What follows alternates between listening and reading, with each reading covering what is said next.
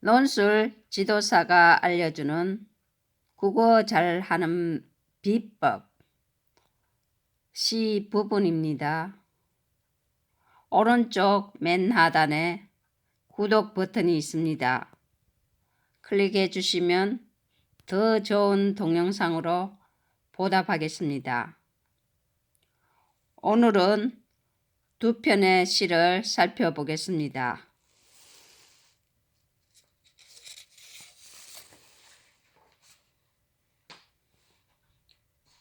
먼저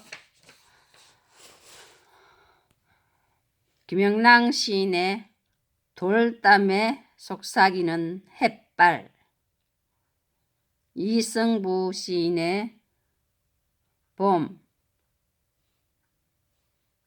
두 편의 시를 살펴보고 뜻을 이해하며 음미해 보겠습니다. 여기서 우리가 배워야 할 논술에 대해서 한 번 더 깊이 생각해 보겠습니다. 참고 교재는 미래엔입니다. 오른쪽 맨 하단에 구독 버튼이 있습니다. 클릭해 주시면 더 좋은 동영상으로 보답하겠습니다. 참고로 논술 지도사 1급 자격증입니다. 먼저 시를 한 편 살펴보겠습니다. 김영랑 시인의 돌담에 속삭이는 햇발. 먼저 한번 읽어보겠습니다. 돌담에 속삭이는 햇발같이 뜰 아래 풀 아래 웃음 짓는 샘물같이 내 마음 고요히 고운 봄길 위에 오늘 하루 하늘을 우러르고 싶다. 씨앗이 볼에 떠오르는 부끄럼같이 시의 가슴을 살포시 적시는 물결같이 보드레한 에메랄드 얇게 흐르는 실비단 하늘을 바라보고 싶다. 이 시를 쓴 김영랑 시인에 대해서 잠깐 알아보겠습니다. 김영랑 시인은 1903년생이며 본명은 김윤식입니다. 시인이며 전남 강진에서 태어났습니다. 1930년 박영철, 정지용과 함께 시문학 동인이었으며 내 마음을 아실 이 모란이 피기까지는 등의 서정시를 주로 썼으며 아름답고 음악적인 시여 섬세하고 영롱한 서정성을 보여주는 시를 주로 많이 썼습니다. 다음은 돌담에 속삭이는 햇발, 이 시를 하나하나 풀이해 보겠습니다. 돌담에 속삭이는 햇발같이 풀 아래 웃음 짓는 샘물같이 같이 이거는 지우법입니다. 또 햇발같이 샘물같이 반복을 나타냅니다. 햇발, 샘물, 보조관념입니다. 햇발이란 뜻은 맑고 평화로운 마음을 말합니다. 풀 아래 웃음 짓는 샘물. 샘물은 명랑한 이미지를 뜻합니다.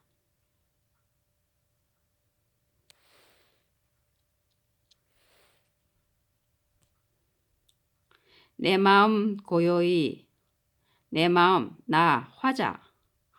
원관념은 햇발, 샘물, 부끄럼, 물결 이 뜻이 다 들어가 있습니다. 내 마음 고요히 고운 봄길 위에 요 내면의 세계를 나타냅니다. 오늘 하루 하늘을 시적 화자가 동경하는 세계입니다. 하늘을 우러르고 싶다. 간절한 소망, 뭐 하고 싶다, 하고 싶다. 반복을 또 나타냅니다. 여기 1년은 봄하늘을 우러러고 싶은 소망입니다. 화자는 말하는 사람 하고 서술자가 같은 사람입니다. 이어는 씨앗이 볼에 떠오르는 부끄럼같이, 부끄럼, 물결, 이거 보조관념입니다. 부끄럼 같이, 씨앗이, 섹시, 섹시, 씨의 가슴을 살포시 적시는 물결같이 순수하고 청순한 마음을 나타냅니다. 여기서 살포시는 포근하게 살며시 그런 뜻입니다. 보드레한 에메랄드 얇게 흐르는 순수하고 찬란한 이미지를 나타냅니다. 실비단 하늘을 바라보고 싶다. 하고 싶다. 하고 싶다. 반복의 뜻을 나타냅니다. 이어는 아름다운 하늘을 바라보고 싶은 소망에 대해서 썼습니다. 이 시를 한번 살펴보겠습니다. 이 시의 길잡이를 이끌어 보겠습니다. 이 시는 맑고 순수한 세계인 하늘을 동경하는 시적 화자의 소망을 드러낸 작품입니다. 시적 화자가 소망하는 내 마음, 순수한 내면 세계를 햇발, 샘물, 부끄럼, 물결과 같은 시어로 표현하였습니다. 강연을 하고 싶다라고 반복하여 끝냄으로써 시적 화자의 간절함을 드러내고 있습니다. 아울러 니은, 리얼, 미음과 같은 울림소리, 씨앗, 살포시, 보드레한 등의 음악성을 고려한 시어, 삼음보 율격을 통해 운율을 형성하고 있습니다. 이 시는 이러한 형식을 통해 순수한 세계에 대한 동경이라는 주제의식을 담고 있습니다. 이 시, 돌담에 속삭이는 햇발, 이 시를 핵심 정리를 한번 살펴보겠습니다. 자유시이며 서정시, 성격은 낭만적, 감각적, 유미적, 관조적입니다. 제재는 봄하늘입니다. 주제는 밝고 순수한 세계에 대한 동경을 나타냈습니다. 특징은 앞에서 이야기했던 것처럼 울림소리, 니은, 리얼, 미음, 이응, 울림소리와 동일한 식구를 사용하여 운율을 형성했습니다. 그리고 리듬감을 고려하여 의도적으로 다듬은 시어를 사용했습니다. 우리말의 아름다움을 잘 살려서 하늘을 동경하는 마음을 서정적으로 표현했습니다. 참고로 김영랑 시인의 돌담에 속삭이는 햇발은 시험에도 자주 나오는 문제입니다. 리듬감을 고려한 시어는 씨앗이 보드레한 동일한 식구의 반복은 뭐뭐같이 뭐뭐하고 싶다 그런 뜻입니다. 삼음보의 율격이라 그러는 것은 돌담에 속삭이는 햇발같이 그런 뜻을 그런 내용이 들어가 있습니다. 시의 구성은 1년은 밝고 순수한 봄하늘을 우러러고 싶은 소망에 대해서 적은 거고, 2년은 아름다운 하늘을 바라보고 싶은 소망을 작가가 적었습니다.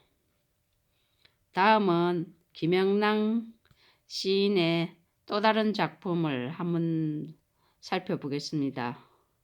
사실은 교과서에는 없는 내용이지만 너무나 유명한 작품입니다. 모란이 피기까지는 한번 읽고 간단하게 한번 정리해 보겠습니다.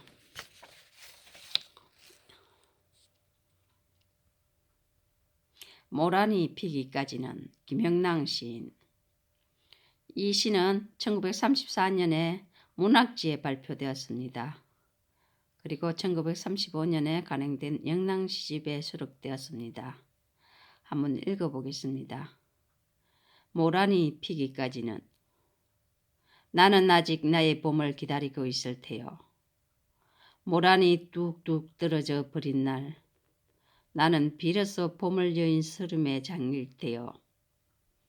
5월 어느 날 그 하루 묻었던 날 떨어져 누운 꽃잎마저 시들어 버리고는 천지의 모란은 자취도 없어지고 뻗쳐오르던 내 보람 성케 무너졌느니 모란이 지고 말면 그뿐 내 한 해는 다 가고 말아. 360날 한양 섭섭해 우옵니다. 모란이 피기까지는 나는 아직 기다리고 있을 테요. 찬란한 슬픔의 봄을. 김소리 진달래꽃을 이별의 징표로 형상화한 것과는 달리 김영랑은 모란을 봄의 절정, 즉 봄의 모든 것을 상징화하면서 삶의 보람, 삶의 목적을 거기에 기일시키고 있습니다. 참고로 김영랑의 대표 시인 모란이 피기까지는 이 작품도 시험에 자주 나오는 작품입니다.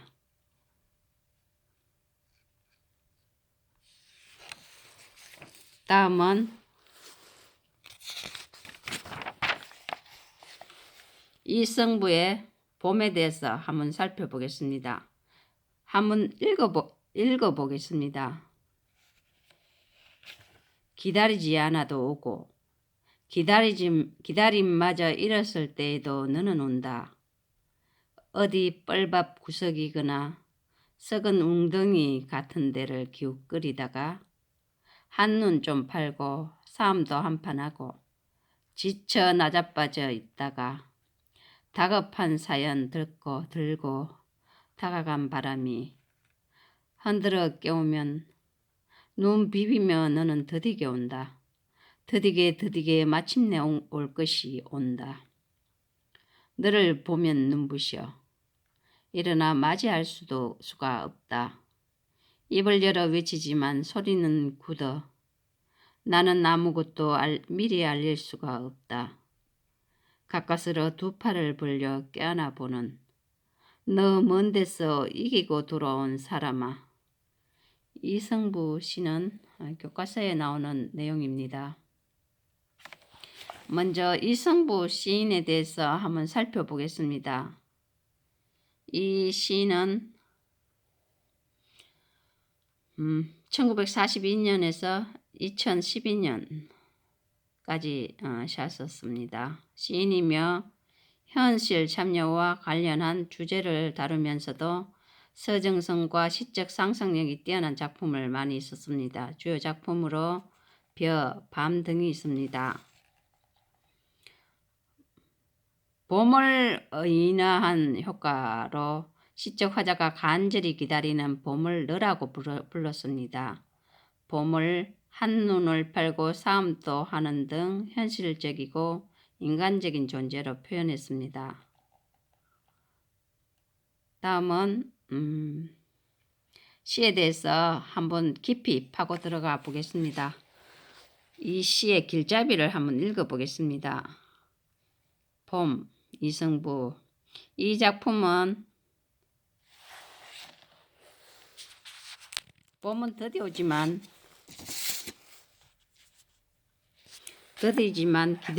기다리지 않아도 기다림마저 잃었을 때에도 오는 것으로 설정하여 다가올 봄에 대한 시적 화자의 기다림을 드러내고 있습니다. 형식적으로 의인화와 상징적 표현을 통해 주제를 형상화하였고 신념에 찬 확고한 어조를 통해 시적 화자의 믿음을 강조하고 있습니다. 봄을 무엇으로 의인화하여 시적 화자의 간절한 기다림을 드러냈는지에 대해서 한번 주목해 보면서 이 시를 한번 읽어보겠습니다. 이 기다리지 않아도 오고 계절이 순환하는 자연의 섭리 봄의 도래에 대한 당위성에 대해서 썼습니다. 기다리지 않아도 오고 기다림마저 잃었을 때에도 너는 온다.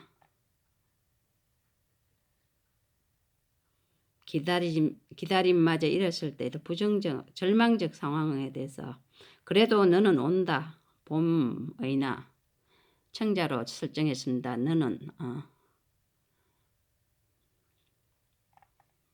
어디 뻘밭 구석이거나 썩은 물 웅덩이 부정적 현실 상황에 대해서 뻘밭 구석 썩은 물 웅덩이로 표현했습니다. 같은 데를 기웃거리다가 한눈 좀 팔고 싸움도 한판 하고 지쳐 나자빠져 있다가 온갖 시련과 역경 부정적 절망적 표현을 나타냈습니다. 다급한 사연 들고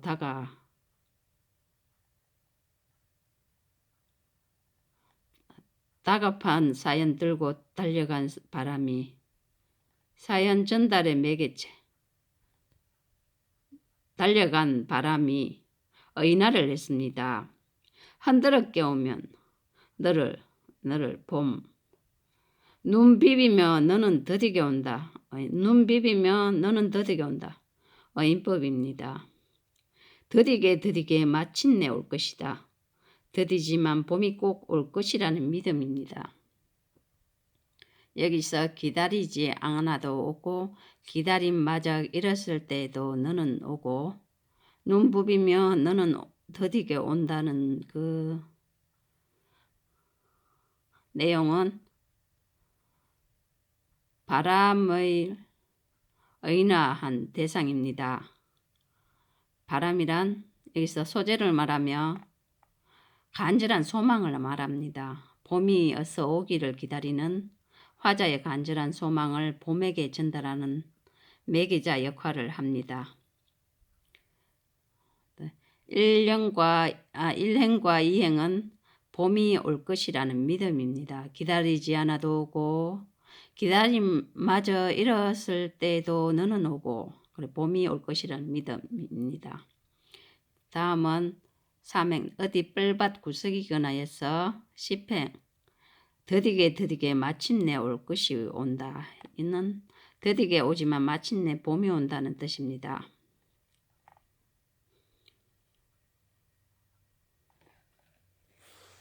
너를 보면 눈부셔 일어나 맞이할 수도 없다. 입을 열어 외치지만 소리는 굳어. 나는 아무것도 미리 알릴 수가 없다. 요 부분은 너는 봄이고 민주, 자유 그런 뜻입니다. 위에 더디게 마침내 올 것이다. 올 것이 온다는 뜻은 더디지만 봄이 꼭 올 것이라는 믿음을 나타냈습니다. 다음은 너를 보면 눈부셔. 너를 보면 눈부셔. 일어나 맞이할 수가 없다. 입을 열어 외치지만 소리는 굳어. 나는 아무것도 미리 알릴 수가 없다. 시적 대상 너는 시적 대상을 의인화했습니다. 너라고 봄을 맞이하는 감격스러운 마음을 나타냈습니다. 나는 기다리는 나 화자. 나는 아무것도 미리 알릴 수가 없다. 가까스로 두 팔을 벌려 껴안아 보는 기다림의 완성에 대한 기쁨의 행동. 너 먼 데서 이기고 돌아온 사람아. 봄에 대한 시적 화자의 예찬적 태도를 나타냈습니다. 11행에서 마지막 너 먼 데서 이기고 돌아온 사람아. 26행까지는 봄을 맞이하는 감격과 기쁨에 대해서 썼습니다.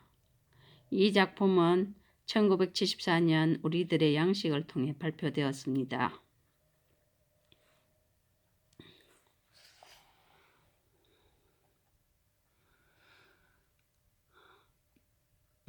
봄을 의인화한 효과에 대해서 시적 화자가 간절히 기다리는 봄을 너라고 불렀습니다.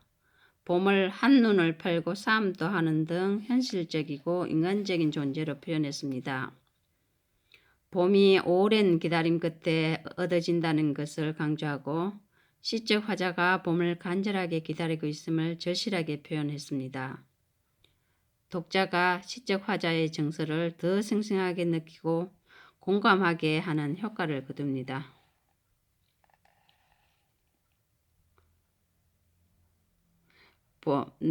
너는 봄이고 새로운 시대는 민주와 자유의 시대입니다.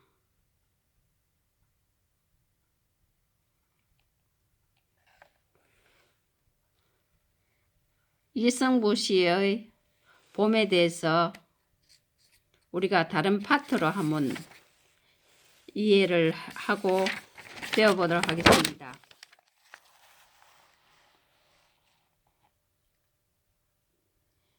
이 시의 형식, 그러니까 이승부 시인의 봄에 대한 형식과 표현 방법에 대해서 자신의 경험과 관련해서 내 경험과 관련해 가지고 생각해보고 간단하게 써보겠습니다. 여기서 이 시의 봄처럼 내가 간절하게 기다리는 대상이 무엇일까요? 그리고 내가 기다리는 대상은 지금 어디에 어떤 모습으로 있을까요? 그리고 내가 기다리는 대상이 마침내 나에게 올 때는 어떻게 올까요? 여러 가지 파트로 생각할 수 있습니다. 이 시의 봄처럼 내가 간절하게 기다리는 대상이 친구일 수도 있고 용돈일 수도 있고 장래의 희망을 이루는 미래일 수도 있습니다.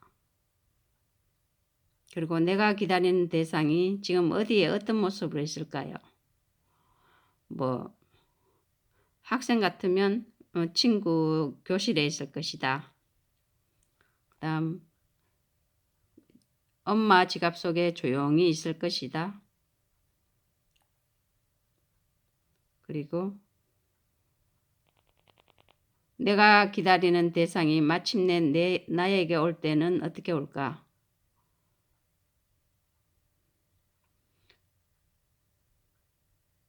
더디게 올 것이다.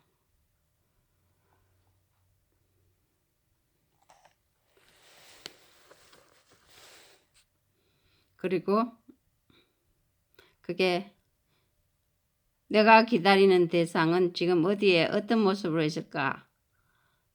용돈으로 본다면 엄마의 지갑 속에 조용히 있을 거고 내가 기다리는 대상이 마침내 나에게 올 때는 내가 칭찬받을 만한 일을 했을 때 어머님이 나에게 돈을 줄 것입니다.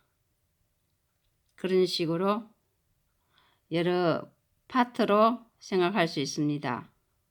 또 다른 내용으로 이 세 가지 질문에 대해서 생각해 보시기 바랍니다.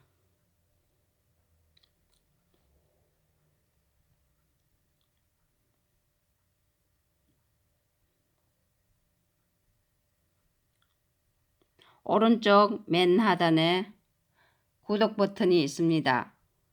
클릭해 주시면 더 좋은 동영상으로 보답하겠습니다. 이상입니다. 감사합니다.